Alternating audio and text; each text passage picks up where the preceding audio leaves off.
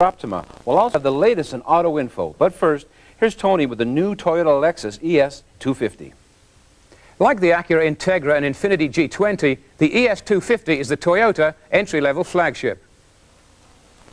This particular Lexus is the newest member of the driver's seat long-term test fleet, and we'll be reporting on its progress from time to time. Toyota is promoting the ES250 as a sports sedan, rivaling a horde of fine European models and a roster of emerging Japanese products in this class. As a styling job, the entry-level Lexus is disappointing. It has neither the Teutonic solidity of its LS400 stablemate, nor the performance look of the G20 or Integra. To me, it looks like dozens of home-market Japanese models and lacks character. But being a Toyota product, it is beautifully built and finished, and I suppose that cute looks are only skin-deep anyway. It has distinctive Lexus logos and a grille that bears a passing resemblance to that of the big Lexus. Otherwise, it appears to be based around an existing Toyota and pressed into service as a lower-cost Lexus. In my view, this car's shining glory is its engine, a 2.5-litre 4-cam 24-valve V6 developing 156 horsepower. The motor is incredibly smooth and quiet, and it's hard to tell it's running if there's any ambient noise. Our test car was fitted with a 4-speed automatic transmission with electronic control. Other ES250 technical features are well up to state-of-the-art standards. Worthy of note are 4-wheel disc brakes, incorporating what Toyota claims is the most advanced anti-lock system available. Cabin comfort is a mixture of good and not so good.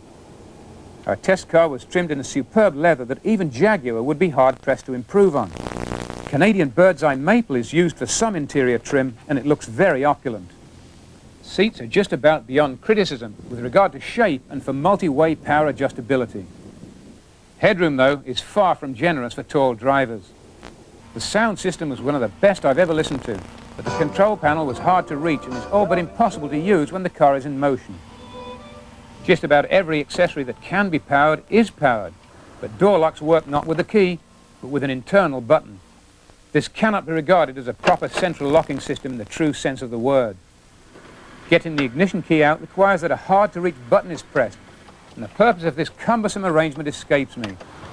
The superb engine means that driving is a delight, but for some reason Toyota opted for very light power steering. This gives the car a lifeless feel and is hardly the stuff of which sports sedans are made. The well-shaped leather-covered steering wheel doesn't tilt, but I found it easy to see the excellent array of analog instruments despite this. The car certainly handles like a sports sedan should and responds very well to hard driving on twisty roads. The Lexus will top 100 kilometers per hour in about 9 seconds. Fuel economy is in the 12 liters per 100 kilometers range. When prices are set, the ES250 is expected to list in the low $30,000 range. Generally, this is an outstanding car.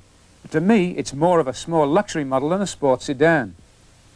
Rivals include the aforementioned ACURA INTEGRA and INFINITI G20, and also to some extent the MAZDA 929. There's also the Nissan MAXIMA.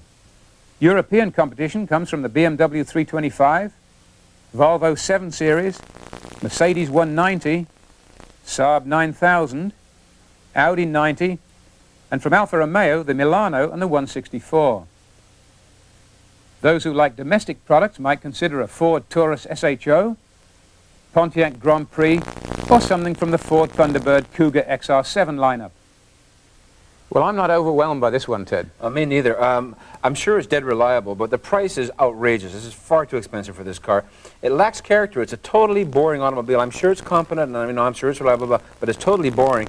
And this is only going to be around for maybe 2 years tops. I know Toyota are going to retire this model very, very soon, so I'm wondering why it's here, period, actually. Well, I agree, and I think what they've done, they've taken a Japanese home market model, and they've tricked it up to fill that gap in the entry-level Lexus lineup. Watch it here.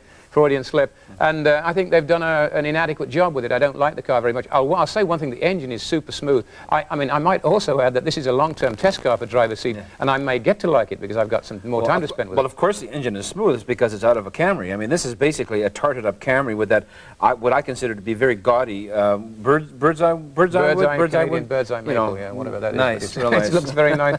But the engine is so silky smooth. The interior is nicely done. The headroom is very poor. I hated the lifeless steering styling. That was something. I mean, the Infiniti G20 is a much nicer car than it costs thousands less. I don't like the G20 that much, but I like the look of this car. This is a very Japanese-looking car. I would expect to see this driving around the streets of Tokyo. Right. It looks very Japanese, and it doesn't. Yeah, it doesn't knock me out, but I do like it. I think it's quite inoffensive to look at. Well, I think it's got a discordant styling themes. The rear deck is too big and too flat and so forth. It doesn't look interesting at all. I mean, the big Lexus is a lovely car. It looks beautiful. It's got that beautiful sort of Teutonic Mercedes-like styling. I really like that. But this one, I think this does nothing for me at all, except that it's very well built. And of course, being built by Toyota or a Toyota division, it's going to be reliable. It's going to last for a long time. Well, and it'll be worth the reason the car is money. here. I know why Toyota brought it.